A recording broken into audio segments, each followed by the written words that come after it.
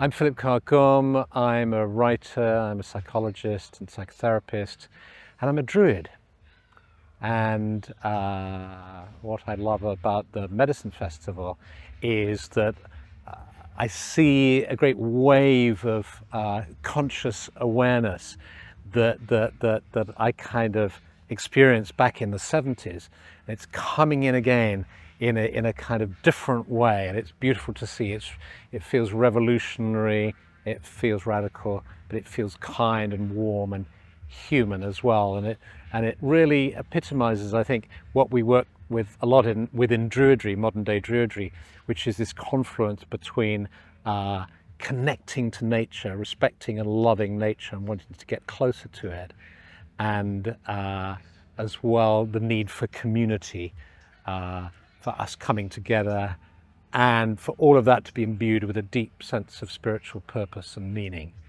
I got into Druidry because when I was 11, my father was the friend of the old chief Druid, and I met him then. And when I was around 16, 17, I became fascinated by Druidry and the Druid tradition, this idea of a kind of primal spiritual tradition, indigenous to the British Isles and Ireland and France. And I started to train with him. And over the years, Druidry has grown to be this incredible kind of movement for reconnection with nature and for spiritual development, being inspired by the old stories and tales from these islands.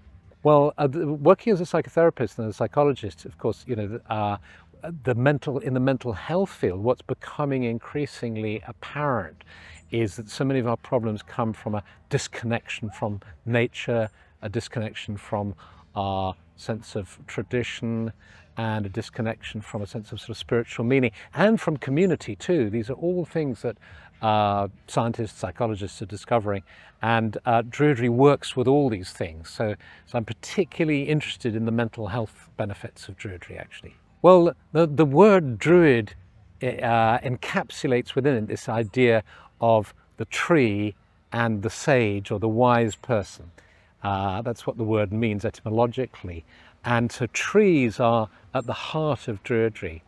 And so just deepening our relationship with trees, just as in the way we deepen our relationship with anything, in terms of, which means spending more time with them, really placing ourselves in their place, imagining how it feels to be a tree, helping them as role models to help us connect to the earth and to stand tall in the world, and also to be connected to spirit.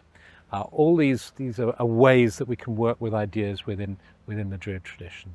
Well, I think I see a real connection with Druidry, actually, in as much as we have within Druidry, we have the Bardic tradition, and we celebrate the arts. So there's a strong emphasis on the arts, on community, and on nature.